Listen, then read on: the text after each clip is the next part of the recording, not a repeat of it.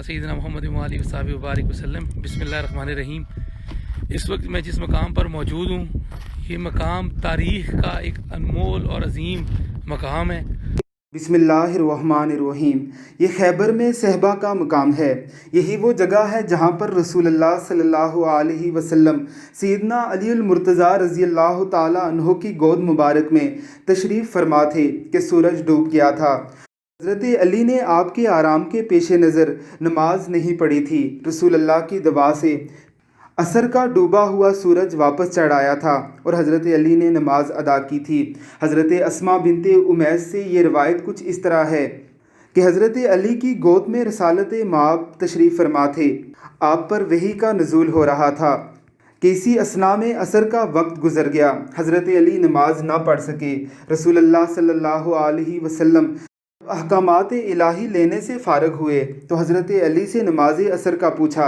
आपके बताने पर कि नहीं पढ़ सका। आप सल्लल्लाहु अलैहि वसल्लम ने दुआ के लिए हाथ उठाए और कहा कि या अल्लाह, अली तेरी और तेरे रसूल की अतात में नमाज असर नहीं पढ़ सका, सूरज को पलटा दे ताकि अली नमाज पढ़ सके। हज़रत अस्मा बिनते उमैस कहती हैं कि हमने देखा कि सूरज वापस पलट आया है, पहाड़ों और ज़मीन पर उसकी रोशनी लगने लगी है। चनाचा हज़रत अली रज़ी अल्लाह ताला अन्हु ने नमाज असर अदा की। हज़रत इमाम तहावी इस रवायत को नकल करने के बाद फरमाते हैं कि ये अलामात नबूवत में से है। हर मुसलमान को ये हदीस ज़ुबानी याद करनी चाहिए। ज़रा सुनिए मुकम्मल कहानी हमारे इस भाई की ज़बानी और ज़ियारत कीजिए उस जगह की जहाँ पर रसूलुल्लाह सल्लल्लाहु अलैहि वसल्लम और हज़रत अली रज़ी अल्लाह ताला अन्हु तशरीफ़ फरमा थे। इस मकाम पे नबी करीम सल्लल्लाहु अलैहि वसल्लम जब खैबर का वो सामने किला और खैबर की बस्ती नज़र आ रही है, आप तशरीफ़ जिस वक्त ला रहे थे तो इस जगह पर नबी करीम सल्लल्लाहु के लिए थोड़ी देर लेटे थे। उस वक्त आपने अपना जो सर मुबारक है वो मौला अली हज़रत अली मुर्तज़ा शेर खुदा करमल्लाहु वजहुल करीम की पाक गोद में रखा था और आप सल्लल्लाहु अलैहि वसल्लम की आंख लग जाने की बिना पर सूरज डूब गया और हज़रत अली रज़ी अल्लाह ताला अन्हो की नमाज असर रह गई।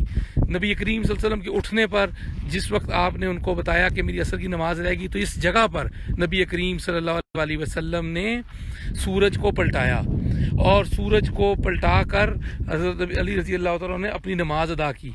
इस किताब के हवाला जात के हवाले से अभी क्योंकि अगर हम इस बहस में जाएँ कि क्या ये मोजज़ा जो है, क्योंकि इसके ऊपर मुख्तलिफ मकतबा फ़िक्र मुख्तलिफ बात करते हैं, लेकिन अजमाए उम्मत यही है कि ये मोजज़ा जो है ये दुरुस्त है और ये मोजज़ा हुआ है।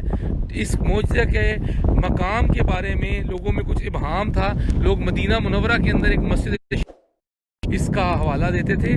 मैंने अभी सऊदी अरबिया की जो गवर्नमेंट है इसकी एक काजी है, उन्होंने बहुत तफसील से ज़ियारात के मुतल्लिक लिखा है और उन्होंने इस मस्जिद को मस्जिद कसीरा के नाम से जो है वो बताया कि ये मस्जिद कसीरा है। ये मकाम इस वक्त जो है हम बिल्कुल ये हमारे सामने की साइड में जो है खैबर की आबादी है, वो सामने की साइड में जो है एक पानी की टंकी नज़र आ रही है। उस जगह पर वही बस्ती है जिसको मैकदा बोलते हैं, जिसके अंदर नबी करीम सल्लल्लाहु अलैहि वसल्लम को एक यहूदिया औरत ने बुलाकर गोश्त बकरी में जहर मिलाकर दिया और आप सल्लल्लाहु अलैहि वसल्लम ने एक लुक़मा लेने के बाद उस हाथ खींच लिया और उसके बाद नबी करीम सल्लल्लाहु अलैहि वसल्लम जो है वो उस जगह से उठ गए।